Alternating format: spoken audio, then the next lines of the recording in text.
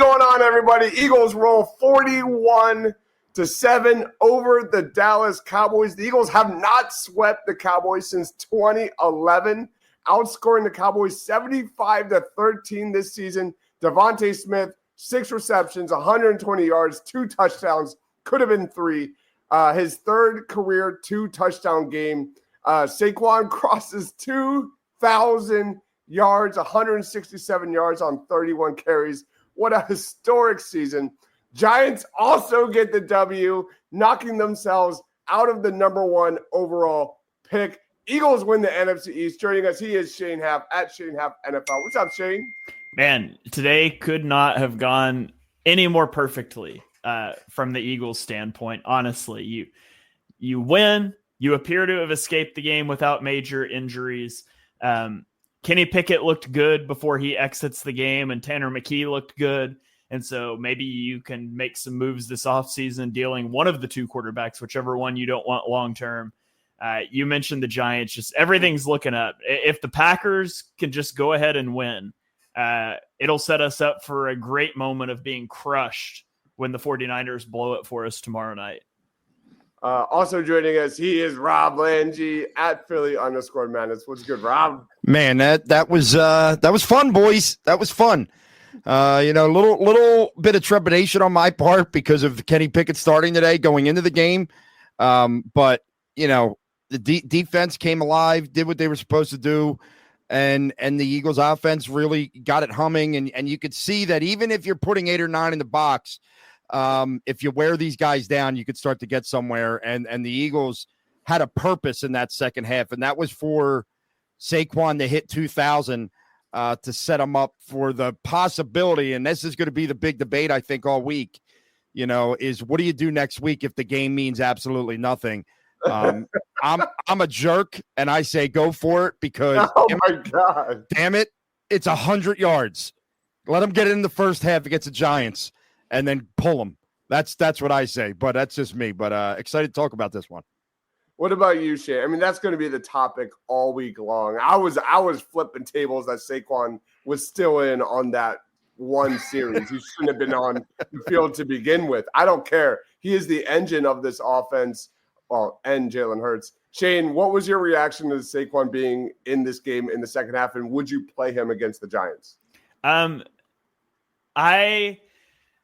I'm playing Jalen Hurts for the first half next week because I don't want it to have been 3 weeks of him not playing. And so if I'm playing Jalen Hurts, I'm playing my starting O-line. I'm basically playing everybody, I think, at least for the first half. So if Hurts had played this week, then it's a different discussion to me. But I don't want Hurts out there having not played live reps in 3 weeks. So I think it's a pretty easy call for me to play him at least a quarter or a half just to get some reps.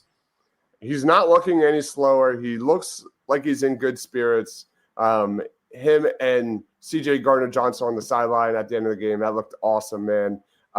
Good vibes all around. Christmas came a little late for the Philadelphia Eagles, but here we are. We're going to break it all down. Guys, if you're watching us live, please be sure to comment your thoughts on the game. Go and subscribe to Eagles Pinpool on X, on YouTube, on Facebook, wherever you get your podcasts. Crabby Old Man says, I'm not going to get into the whole Dallas sucks thing because it's immature. I'd like to think I'm better than that, but I do think they should change their name to the Dallas Hoovers. Give it up for Nick Sirianni. What a great job he has done this year. The turnaround for the Eagles since the start is nothing short of spectacular. Shadur Sanders think he's going to New York with the number 1 pick. Anthony says, or Krabby says, yes, with 2 new coordinators, 7 new defensive starters, and 3 quarterbacks today. Tex says, Jalen Hurts who? our guy, Johnny Page, says, let's go. Anybody can win with this offense. What are the Giants doing? Yeah, that makes no sense to me. I mean, it does and it doesn't, right? Because it doesn't, obviously, for the reason we're talking. But you got to remember that you're talking about a coach, a quarterback, and a GM who all are not guaranteed to be here next year. So their thought process is probably screw this, dude. Like, we're gonna go out there and try and win. Like, it ain't, I don't give a damn about the first pick. They're not gonna keep me here next year anyway. Brett Eclipse says, Shane, I feel like you're the worst Eagles fan out there. That says wisest. I don't think that's what that says. That was a joke. I was like, Jesus. If Green Bay wins today, do you play the starters next week?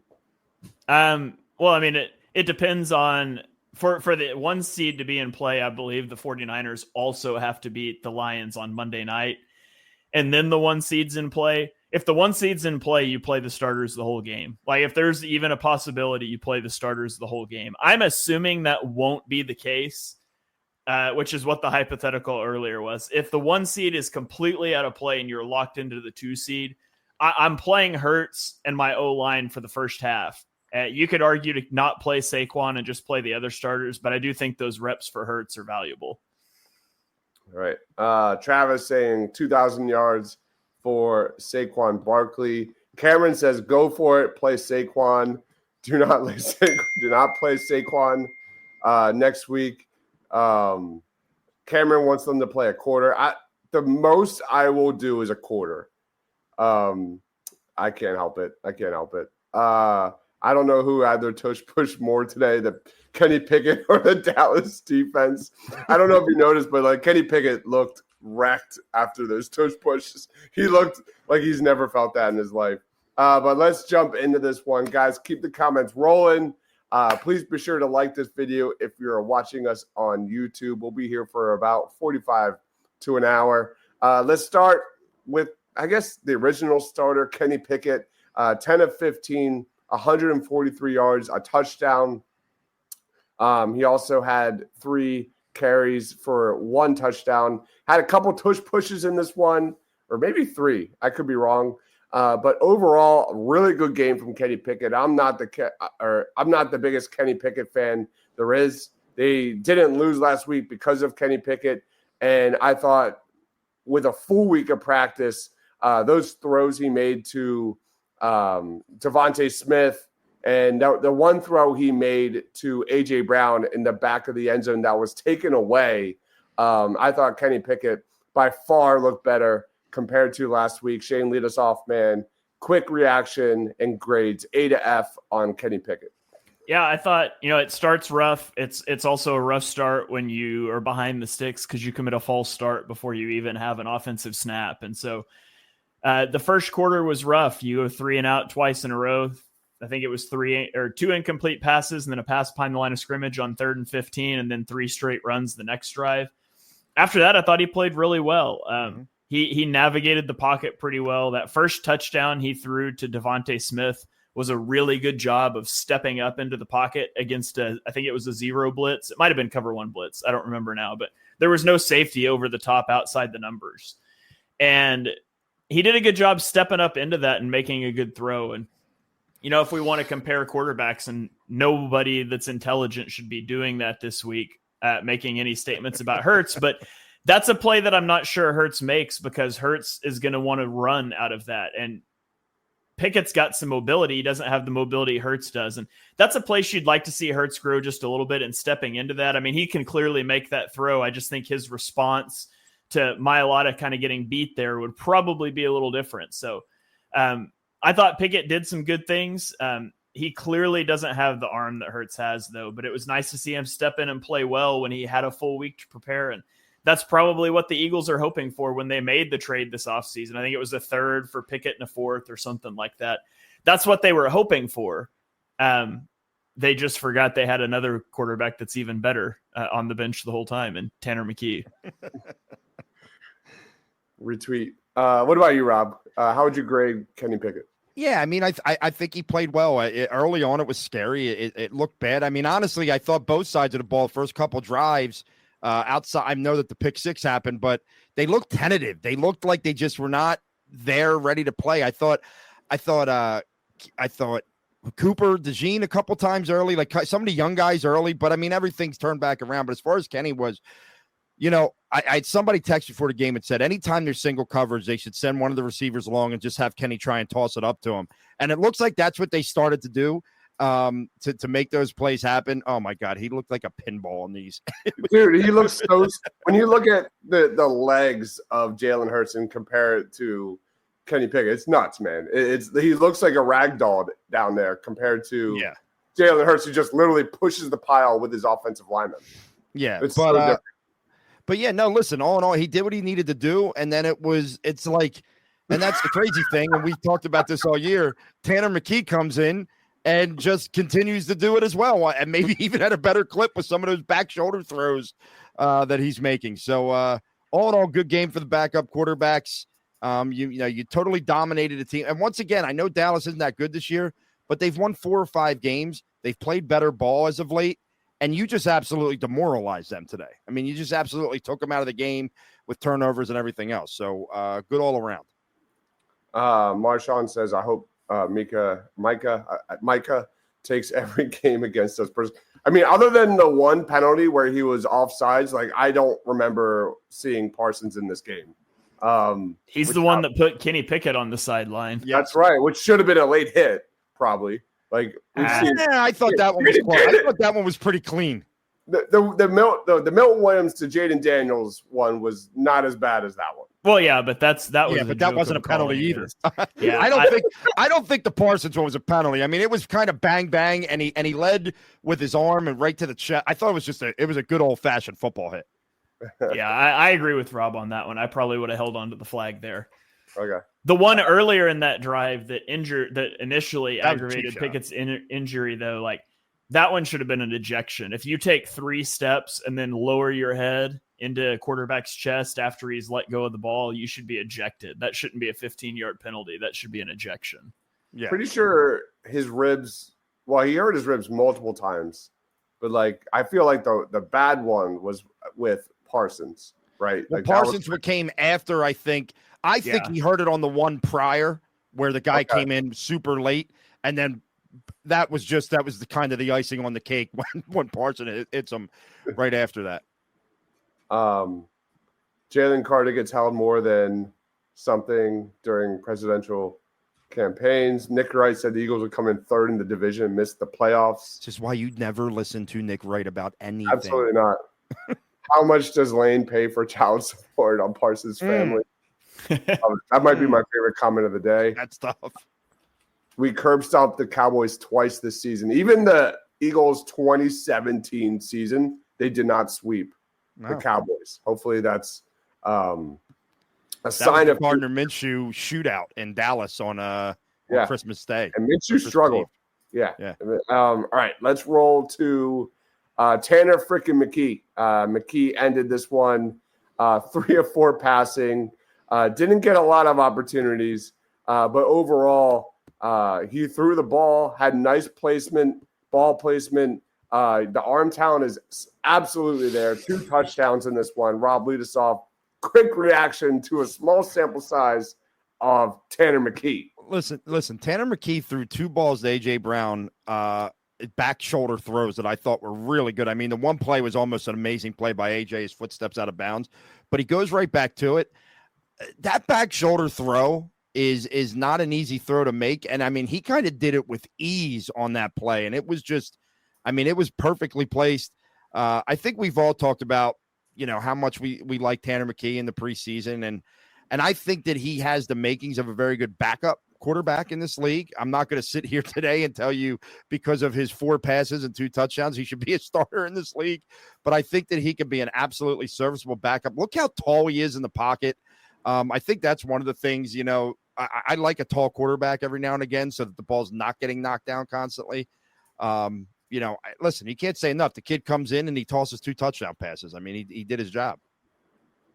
By the way, the Eagles did such a good job on Parsons. It's awesome, man. Mailata, Lane Johnson, man. This is special, man. This is special. What about you, Shane? Quick thoughts on Tanner McKee. Yeah, he was fun to watch. I feel like I've been banging the drum for Tanner McKee to be QB2 each of the last 2 preseasons, and it's never happened. It was nice to see him in live action out there throwing to starters because I remember doing film reviews on Pickett or on McKee in the preseason because I'm a sicko and being like, man, if he had an actual receiver out there, he's throwing some good balls. And I thought he looked good. He looked like he belonged. He's not your ideal backup to Jalen Hurts because he has no mobility. And that's always the problem. And that's why he dropped. I mean, there's other reasons he dropped, but no mobility. And he had some knee issues, if I remember correctly. And so, but he's a good guy to have in the roster to know that, hey, if you got to stick him out there, we got to change the offense. The QB run game can't be a part of it anymore, but he's got a good arm. It was awesome to see Devontae get involved too in the offense. Yeah. I love that throw, man. I want to see that throw way more all season long. It may have been a slant last week, but that play seems so eerily similar to the one he drops against Washington last week, where if he catches it, that's the outcome. He scores a touchdown on it.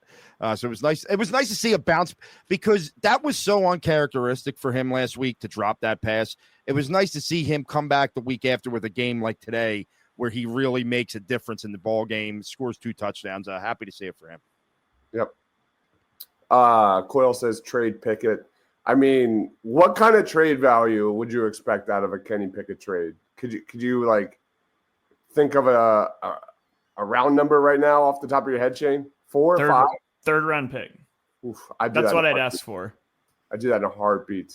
I mean, that's what I would ask for. They gave a third to get him in I think they gave a third and a 7th to get him in a 4th. So, I mean, they're not going to trade him for a 4th or a 5th, but I think if they got a 3rd, they'd think about it. I don't know what they think about McKee, but I'd think about it. Absolutely. Pickett and McKee, 151.5 passer rating from Brett Eclipse. Pump Man says McKee is the best quarterback I've ever laid eyes on. He's our resident Jalen Hurts hater. Absolutely love it. Can't wait to get Parsons on the Birds. Tanosaurus Rex is QB1. All right. Next game is at the Link. I mean, if they were playing at what's that, FedEx Field, I think? MetLife. FedEx is the Commanders. Damn it. If they were playing at MetLife, it would be an absolute 0-0 that Saquon is playing in New York. But the fact that it is at the Link kind of gives it more of a 10%. He's playing a half. There's no doubt in my mind he's playing a half. There's no doubt in my mind. Nick Sirianni is too into all that stuff. And not that, I agree with what Shane said. I think you got to play Jalen a little bit. So in that case, you've got to play your offensive line a little bit. So you might as well play Saquon a little bit and just see what the hell you can do. Yeah.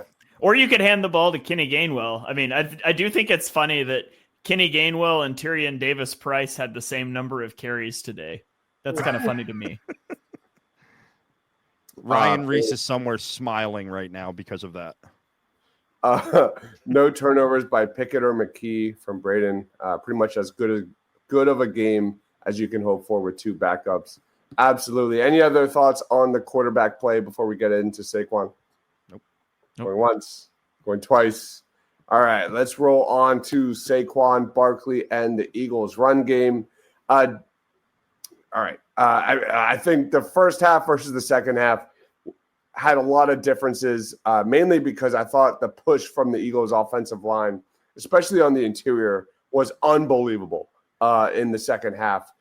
In the first half, he only had, 40 yards on 13 carries. Wasn't really making that big of an impact, but I thought they weren't running enough to the outside with Saquon, where he's so dynamic with his vision and patience and elite athleticism. In the second half, I mean, I thought the Eagles just won in the trenches. From Cam Jurgens to Landon Dickerson, they were nasty. Leading off, Shane, quick thoughts on Saquon, quick thoughts on the Eagles run game. Yeah, I mean, Saquon's phenomenal. So my favorite run of the day was the one that he bounced outside where Devontae Smith ends up sealing off the edge. And Greg Olson talked about it on the broadcast, which I both love and hate when Greg Olson's on the broadcast, because I think he talks about the game with a higher level of intelligence than any other commentator, last week notwithstanding. Yeah. But it also annoys me because he'll say things that I'm trying to say at the same time, but he's faster because he has a live mic. But he talked about how, I think it was Jordan Lewis, shows the helmet inside and Saquon just bounces it outside. Like you've given up leverage at that point. And he's so good at reading stuff like that out. It was slow in the first half, as you would expect. And the Cowboys just kind of fell apart in the second half. But I very rarely go back and watch like an all 22 rep of Saquon and be like, oh, yep, he missed the hole there. Or like he should have cut that back. Like he's just always where he needs to be. And he's got tremendous athleticism. That play that he caught, I think he caught the swing pass and he ended up like they reviewed it and they said his knee was down when he got touched. Mm-hmm. Like it's a testament to the athletic beast that he is, that when that happened live, I actually thought there was a chance his knee didn't touch the ground. It didn't just shock me that it did, but he's phenomenal. I love watching that guy, and shout out to the Giants for letting him go. It's nuts, man. The fact that he could be breaking the all-time record against New York is just, it's poetic, man. Brett Eclipse says, can we just talk about Saquon in general? Feels like forever since we've had an Eagle as a major stat leader. As he's put up the 9th most all time. It's insane, man. I was telling my wife this during the game. All time. This is special, truly special. And this is the highlight of him breaking 2,000 yards. They were on a mission. Yeah, meanwhile, MVP chants were just littered throughout the stadium. It was a really special drive. Meanwhile, I'm like drinking my Tito's over here, like freaking out. Just stay healthy, Saquon. Or do not get hurt, Saquon. Rob, what was your thoughts on the Eagles' run game? Listen, I thought today was a lot more of what I think saw a lot of the season, where maybe it wasn't going so well in the first half, but they just wore down the opponent. And you could just tell as the game went on, the holes were getting bigger, the push was getting stronger, and Saquon was able to bust it outside a little bit more. I thought they did a good job with it. I really did. And I was totally fine with them having him in there. I totally got, because I think at that point they're saying, let's just get him to 2,000. Even if we're not going to play next week, let's get him to 2,000. That's still an accomplishment, all that kind of stuff. I'm just happy for him. He said in the post-game interview, they asked him about clinching the division, and he said it's his first hat and T-shirt game. He said, and even though they did that for divisions, because he's never been a part of one. Like this is a guy that deserves this as much as anybody else, and he's been such an unbelievable player. So I'm very happy for him, and like I said, I selfishly want to see him get 101 rushing yards next week.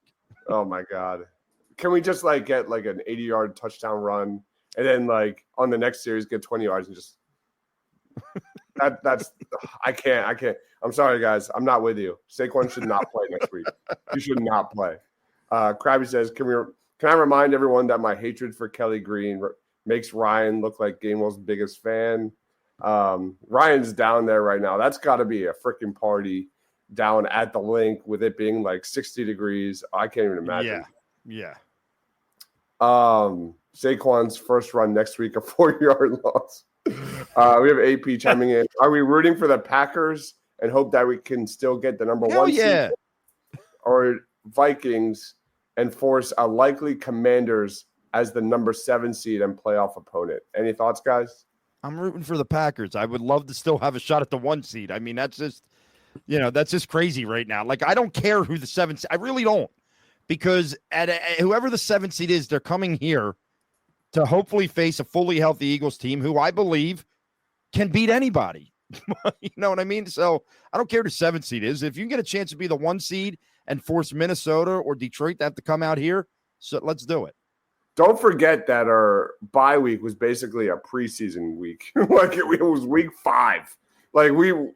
They desperately need to hit the number 1 seed just to get one more week of rest. There are some rookies on this team that are maybe potentially hitting the rookie wall, and we'll get into that on defense in just a little bit.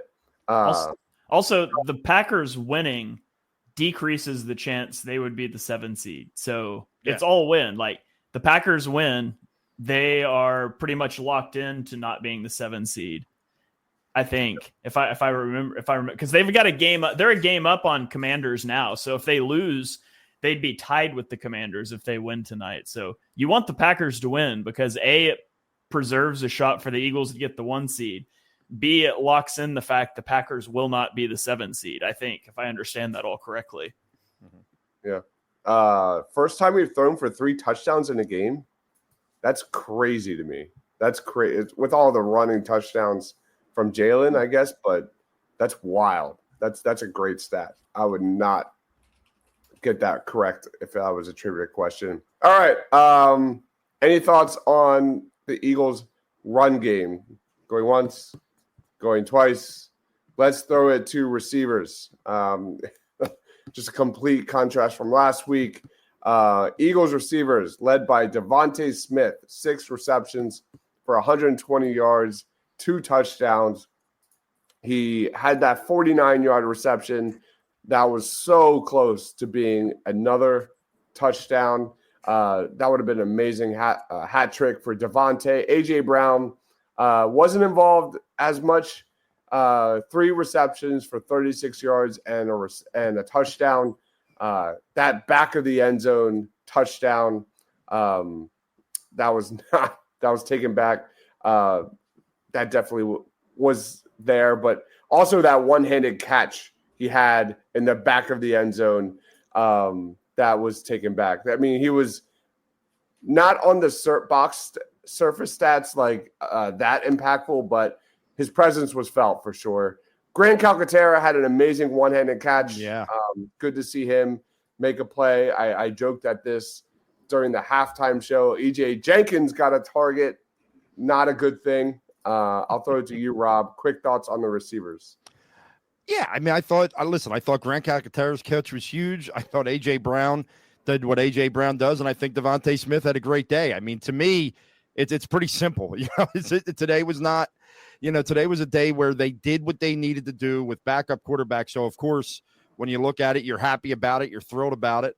And I mean, that's really all I got to say there. I mean, it's been the same story all year, I think. It's A.J. and Devontae, and then hopefully you get another guy making a couple catches. And that was kind of the way today went. And like I said, I'm very happy for Devontae. Brett Eclipse saying, I'm so upset AJ's one-hander didn't count. And the craziest part is that probably wouldn't have been the best catch of the season. I would give that to another player. The incomplete touchdown catch was awesome. CJ GJ was a Cowboys receiver today.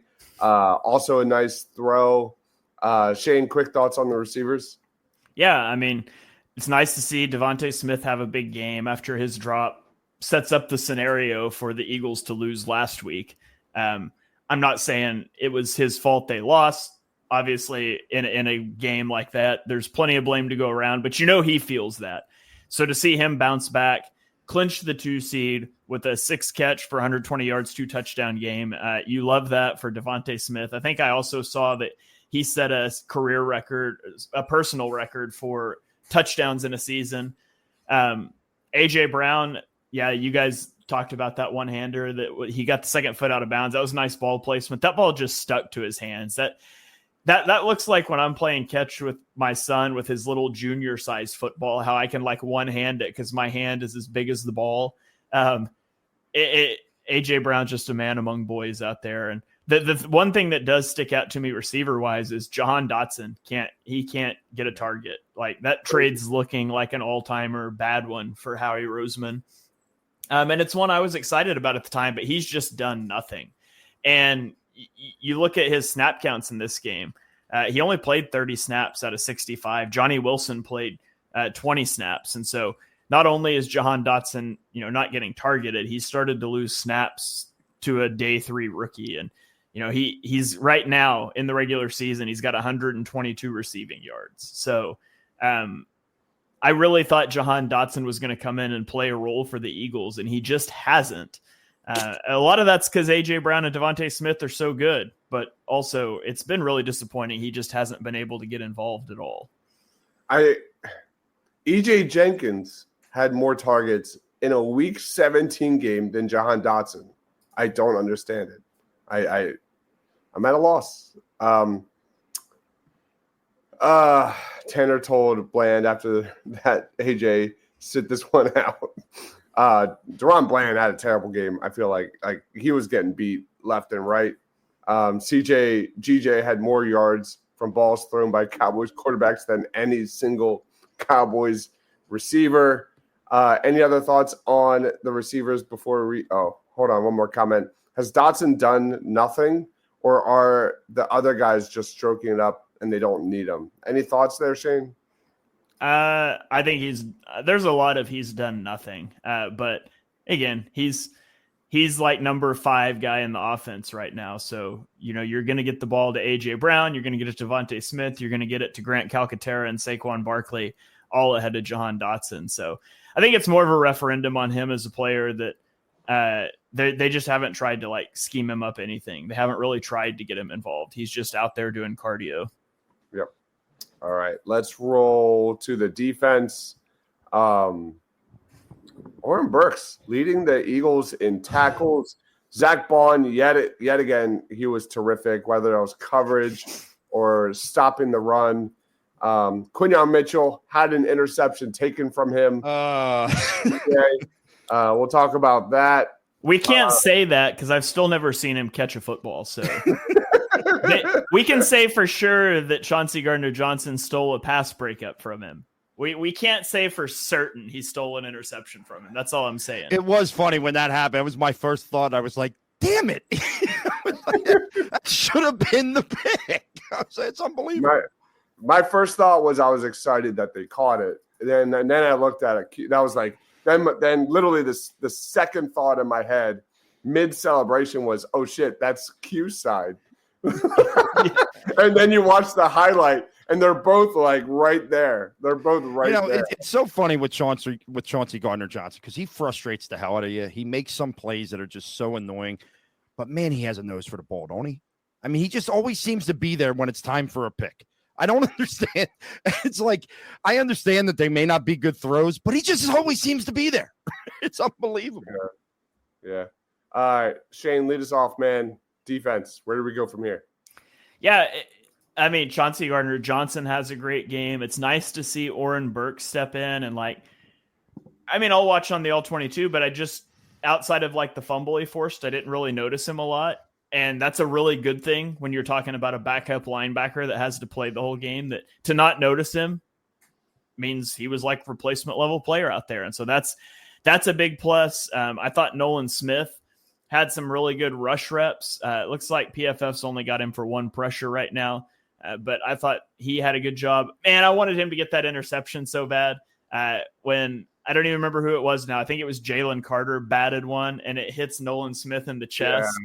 You're not expecting that as an edge rusher, but it would have been hilarious if Nolan Smith had caught that, because he probably scores if you got a pick 6 by an edge rusher against Cooper Rush. That would have been hilarious. Who's got better hands, Quinyon Mitchell or Nolan Smith? I plead the 5th. Here is the interception, second interception from CJ, where they both are going for it. Look Q, like he's like, give it to me. And, CJ doesn't give an F. He's just like, that's what he's here for. That's literally what his job is. Yeah, to make plays. And to his credit, he's done it over these last 10 to 12 weeks outside of last week. It's unbelievable that they have 9 turnovers forced in the last 2 games. 9. That's a big number for 2 games. Brett Eclipse says CJ has a magnet in his helmet. Nolan Smith is fast. Quinyon got abused in the first quarter. We'll get to that in a second. Quinyon's so mad. MG forgot Nick Foles chant. All right, Rob, quick thoughts on the defense. Listen, I thought that they answered the bell after the first couple drives. First couple drives were a little nerve-wracking coming off of last week. They were giving up some big plays on the run. Both, even though the one drive ends in a pick 6, Dallas was kind of moving right down the field, and they do it again. But after that, they got right back on the horse, and they did what they've done all season. Jalen Carter just continues to be a one-man wrecking crew in the middle of that defensive line. But let's not forget about some of these other defensive tackles who have really stepped up this year. Moro Jomo made a big play before a penalty kept that drive going on. Obviously, we've talked about Milton Williams. Love seeing the Nolan Smith resurgence here. I think that's really good to see. And what can you say? I was very glad to see that they bounced back after those first 2 drives. That was very similar to what a lot of the season was, where first couple drives they were feeling a team out and then they shut it down. That's what it looked like it happened today, and it was good to see. That's been the common thread, Shane, all season, is the Eagles offense and the Eagles defense kind of gets a feel for how the opposing team wants to run their system, wants to run their scheme, and the Eagles just steadily improve as the game goes forward. It's crazy. Is that okay for you, Shane, or is that going to nip them in the butt in the playoffs? No, that's fine with me. I mean, I think Fangio generally comes in with good game plans, and then he spins the dials and gets it honed in all the way once you figure out what a team wants to do. And so, I would expect the defense to be, I mean, it's bad. It's going to be bad if you get into a playoff game and give up back-to-back touchdowns sandwiched by a 3-and-out from your offense. And now you're down. That's bad, obviously. But I feel like both sides of the ball just get stronger as the game goes along. And the offense has been a weakness early in the games at times this season. I've never really felt like the defense has been a weakness early. It's just been a lot better as the game goes on. We are getting a ton of Nick Foles comments because you have a Vikings fan who has infiltrated the chat and is saying that the Vikings are going to win the Super Bowl and that they have the 86 Bears defense, which is comical on every single level. Yeah, let's just ignore that guy and talk about the Eagles game. Let's do that. All right. All right. Any other comments on the defense? Should we talk about Quinyon? What do the stats say initially, Shane? I'll give you a second to pull that up. I don't know if they're out there. But I feel like this was by far the most targets he's seen the last 2 weeks. Yeah. I feel like even Darius Slay, I mean, that's been kind of the common thread as well, is that Darius Slay sees most of the targets on the outside, whereas teams really maybe initially would throw on him from the jump, but then ignore that side of the field. And he's been outstanding. Quinyon has shut down star receiver after star receiver all season long. But these last 2 weeks, I don't know if he's hitting a rookie wall or what. I think his coverage has been great. But in those situations, it's been good defense, but better pass and catch on the opposing end. And albeit the one from last week where he gave up a touchdown wasn't great. But Rob, quick thoughts on Quinyon. Yeah, it's hard to say. I don't want to say he's hitting the rookie wall. I thought he was in good position on a couple plays today. I thought he was a little tentative to jump some routes today. Now, I don't know if something happened last week that, he got burnt and now he was a little tentative to jump a couple of those curl routes and out routes today. But even on the pass down the sideline, I think, was it the touchdown pass? I thought he had great coverage. I thought he was right there. I thought it was just a really nice throw and a better catch. So I don't want to say it's the rookie wall at this point, but it could be something like that. I mean, it's a brand new game, right? It's 17 weeks and all that kind of stuff. So hopefully it's not, because they're going to obviously need him. I'm not worried whatsoever. But it's definitely something to talk about. What about you, Shane? What's your concern level? So I'll give you your stats first. So Quinyon was targeted 9 times in this game. It's the most he's been targeted since week 1. Wow. Per PFF, which take all PFF coverage grades with a massive grain of salt. But they have him down for 4 catches on 9 targets for 35 yards and a touchdown.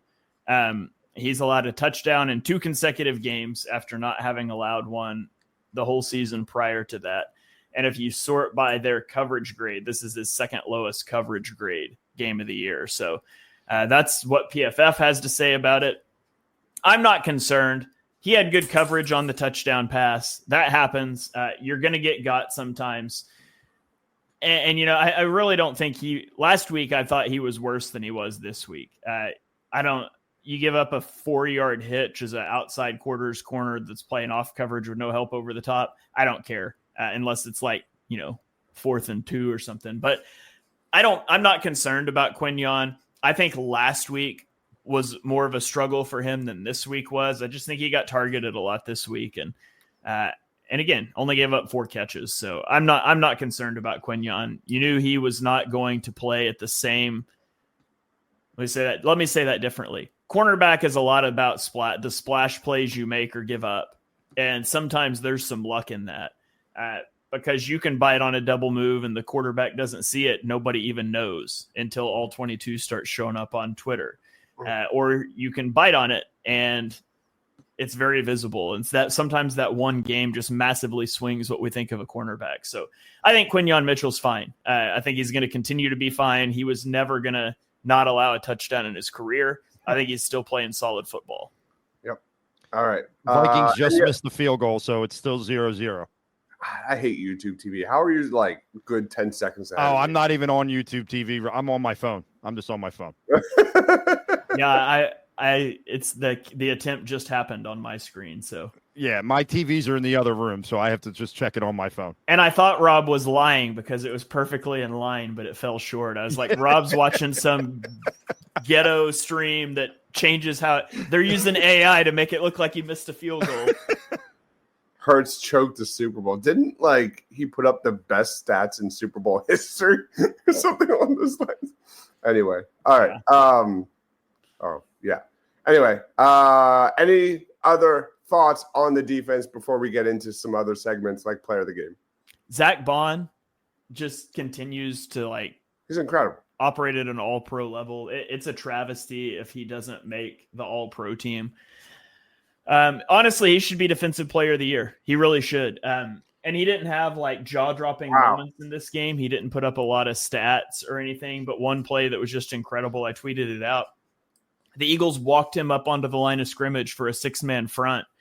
And after the snap, he takes 2 steps at the tackle and then bails back and swats down a slant route that Cooper Rush was trying to throw over his head. It's just that's such a high level play from a guy that was an edge rusher that's now an off ball linebacker, but he can still be an edge rusher / play the run / bail out into coverage.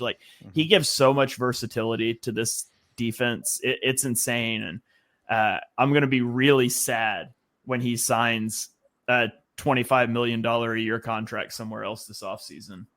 Yeah. All right. So I'm looking at covers.com and NFL defensive player of the year odds, and Zach Bond's not on the list. I would go for, at least for me, Jalen Carter, just a slight notch ahead of Zach Bond. That's just my take. Who is the best defensive player on this Eagles team, Rob? How would you rank that? Because I'm going to make that a poll as soon as we wrap this up. Yeah. Time out. Before he answers that, I think I said $25 million a year. I meant 20. I'd be shocked if he got $25 million a year, but $20 million a year, he might go get that somewhere else. All right, sorry, go ahead. You said 25. It's clipped already. I wouldn't pay him that. That's crazy talk. Yeah. God, that's such a tough question because, there's been stats that have been going around about Luke Kuechly's defensive player of the year statistics the year he won it. And Zach Bond's have been better in mostly every category except for maybe one. So it's so hard not to. Jalen Carter, the stats may not show it, but he is a one-man wrecking crew and has been for 16 games this year. I mean, he has been an absolute dominant force that has changed games, and it's hard for me. But that award's going to go to a stat guy, right? It's going to go to the guys with stats. So from a stat standpoint, I think it's Zach Bond, and I think that I'm with Shane. I don't think he'll get it, but I think he should absolutely be in the running, as well as he's played this year for Defensive Player of the Year. As far as best talented player, it's Jalen Carter because he's just an absolute force. The one tweet you had, Shane, of Jalen Carter blowing up the middle, and that I think that led to a Nolan Smith tackle for loss. That was insane. It's like the burst he has off the line of scrimmage. For me, it's Jalen Carter. That being said, Zach Bond is an all-pro. He should be an all-pro, but I think there's a tier here. And for me, I would go personally Jalen Carter for all he does, getting held every single play, getting double teamed every single down, and what he does for everyone else on the outside and the pass defense. I mean, he's just been everything. Yeah, I mean, if Jalen Carter is 100% a better player than Zach Bond, he's the best player on the Eagles defense, but that doesn't equate to winning an award necessarily. Right. And if you're asking me who deserves to win Defensive Player of the Year, who should win Defensive Player of the Year, it's unequivocally Zach Bond for me. Yeah. Always an edge rusher, sacks award, MVP, like it is a QB award. Imagine this team with Myles Garrett. Oh my God. I can't even, he's one of my favorite players, man. That would just be unbelievable. Or Parsons. Is there any chance that Garrett or Parsons comes to Philly next year? No. Definitely no chance that Parsons isn't going to leave Dallas. I know that there's this whole idea that he is. No, he's not going anywhere. And I can't imagine Cleveland lets Myles Garrett get out of town either. No way. All right. Yeah, Bond took some questionable angles on some plays today. I feel like after the first two possessions by the Cowboys defensively, Eagles did a really good job. But they were getting beat up and down on first down. The Eagles defense, they look sluggish. It was a little bit of a concern, a little bit of a issue at the start of the game. Let's get to Eagles we're at Eagles player of the game. Forgot about that one. Let's get to Eagles player of the game. Rob, lead us off, man. Who's your Eagles player? Let me go first. Oh man. I could mess around and take who I think I know Dives wants to take, but I won't do that. I'm going to go Devontae Smith, obviously, to bounce back after that drop last week, get over 100 yards, score 2 touchdowns, really make a difference, catch a couple big third downs as well. Good for Devontae Smith. But I think that there is a plethora of guys that you could give this to this week, and there should be no argument about that. Yep. All right. Devontae for Rob. Who is your player of the game, Shane? I mean, you guys know my rule. You get an interception, you get player of the game. You get 2 of them and return one of them for a touchdown. It's the easiest call ever. So I'll give it to Chauncey Gardner-Johnson. 2 picks, even though he may or may not have stolen one from Quinyon Mitchell. Gets the interception return for a touchdown. Give me CJGJ, player of the game. That's a really good one. That's a great one. That's probably where I was going to go. Man, this one's hard. Like Rob said, there's a lot of different avenues I could go. Special teams was way better this week. Thank God. I could go Kenny Pickett for taking his shots. I'm not a Kenny Pickett guy, but he did what he needed to do. Play mistake free, 10 of 15, 143 yards.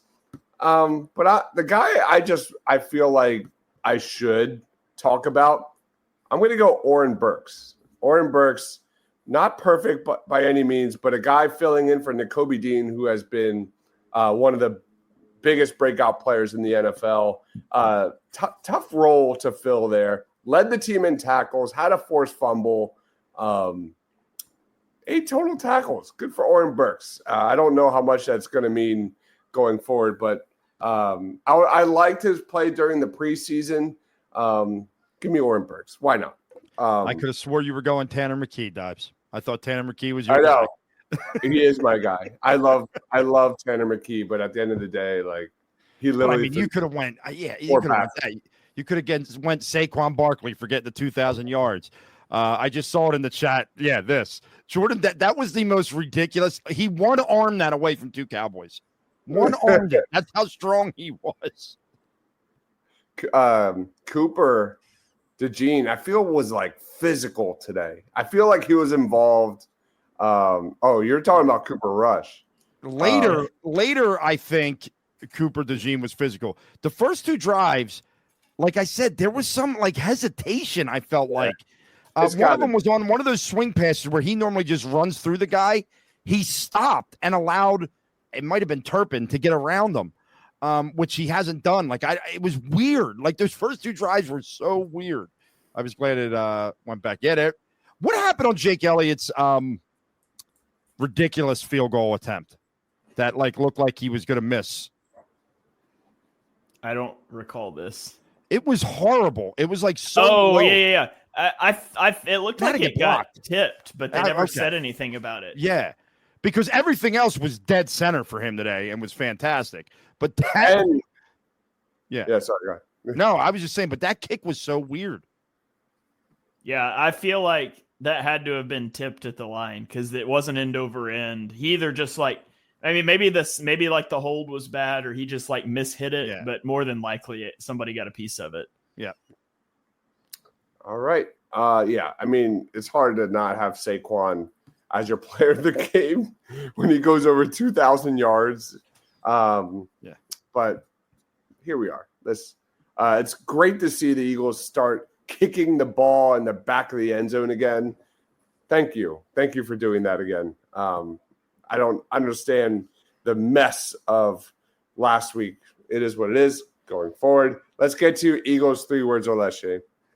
Let's do it. So every week we put out on Twitter from the Eagles Pin Pull account at Eagles Pin Pull, and we ask you guys for your 3-word reactions to the game, and we share some of our favorites every week on the post-game show. So every week after the show, head over and drop yours. Maybe we'll feature them on the show. So a few of the ones I went through this week, we've got a Get Barkley Record by Darren.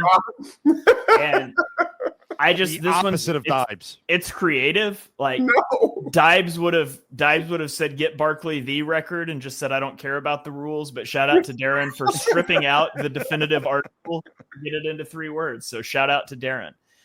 Jigsaw also gave a Get the Record, which again, another way you could do that. He gets the definite article, but he still sticks to 3 words. So we're trying to teach Dibes how to do this segment.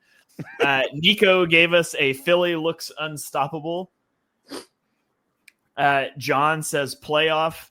This one's really creative. Uses the greater than sign. So knocks out 2 words with 1 symbol. We get playoffs greater than records, which Dibes would agree with. We got Max chiming in with the McKee Dynasty born. Elliot says good vibes only with a lot of exclamation points. And then Down said Tanner McKee QB1. And he left more words, but that's the only 3 words I can read. I can't read the I'm kidding after it. That would be over 3 words. So everybody go get after Down on Twitter for saying Tanner McKee should be QB1.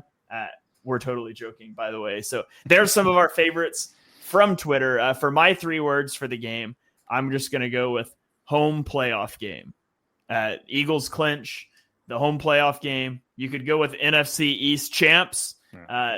It's functionally the same thing, but the Eagles clinch, assuming they win the first one, at least 2 home playoff games, with still the potential to not play a road game before a Super Bowl. So it's a huge win for the Eagles to do it with backup quarterbacks. This is their first win with backup quarterbacks in the last 3 years. So don't let anybody tell you that anybody can do it with this offense. The offense has largely been here. This is the first time the Eagles have won with a backup in at least 3 seasons. Nice. What about you, Rob? Before I get to some comments. I was big on the NFC East champs. That was the one I was going with, but I just saw one in the comments that I think is fantastic because of the way it plays off of the good old "We Dem Boys," but it's "Sweep Dem Boys." I'm gonna give Brady Clips that one. That's a great one from Brady Clips. "Sweep Dem Boys," I think is really creative as well. So I'm going to stop. I initially thought NFC East champs. I'm going to stick with NFC East champs. 11 times in the last 24 years they've been that. Second time in the last 3 years. So good for them. All right, let's get some comments. 2 seed locked. We could easily go lose, Vikings lose, something along those lines. Travis, NFC East champs. AJ wide receiver pass. I'm not sure. Get well, Jalen. Quarterback controversy tomorrow. I tweeted that out. By the way, 50% of what I tweet is just sarcasm. Clinched against Dallas. I'll go for my choice. Keep Devontae rolling. I feel like the offense has so much upside and potential when they are getting Devontae in these situations. I know he had the drop against the Commanders, but I need to see Devontae as a mainstay in this offense. There are no words to describe how amazing this offense could become if, with a great Saquon Barkley offensive line performance in the playoffs, but also having AJ, not just AJ in contested catch situations in those one-on-ones, but also Devontae in space. That's what I want to see. So for me, it's got to be Devontae Smith. Really good to see him get going. Quarterback factory again. John Mara, nightmares. Giants nightmare scenario would be a good one too. Giants nightmare scenario. Yeah, it is. Next week could be Giants nightmare scenario. Because of AJ Arms throwing the ball into the crowd, dude has a cannon. Put AJ wide receiver passing the playbook. Gotcha. All right. We are hitting the end of this one. Shane, final thoughts, plugs, time is yours. Yeah, the Eagles win. They clinch the division. They clinch a home playoff game. And more importantly, it appears they do so without anybody sustaining a meaningful injury. It seems like Chauncey Gardner-Johnson was fine after the game. Thank God.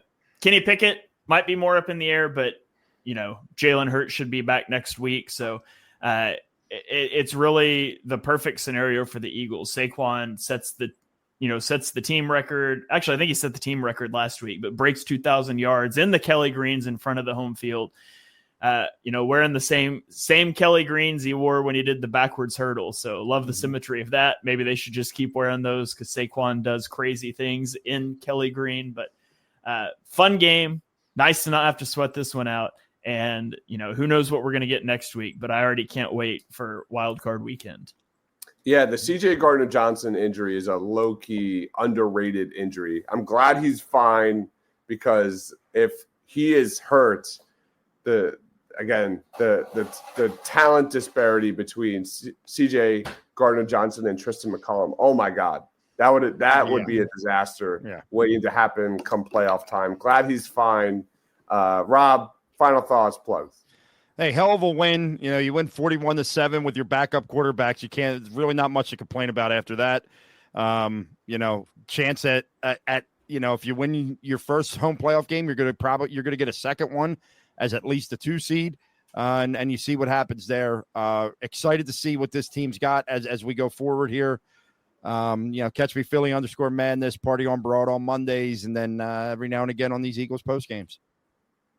All right, guys, we are wrapping this up. Thank you, everyone in the comments. Please, one last time, be sure to like this video, help us get us out to more Eagles fans on YouTube and Facebook and things, wherever you get your podcasts. He is Rob Lange at Philly _madness. That is Shane at Shane Half NFL. Please be sure to check out Eagles Pinpoint X. Eagles content all day long, all week long. We're going to have a really special run to the playoffs, guys. It's going to be a lot of fun for Rob, for Shane, for myself. Eagles clinch the NFC East. Thank you, everyone, for watching. Go Birds.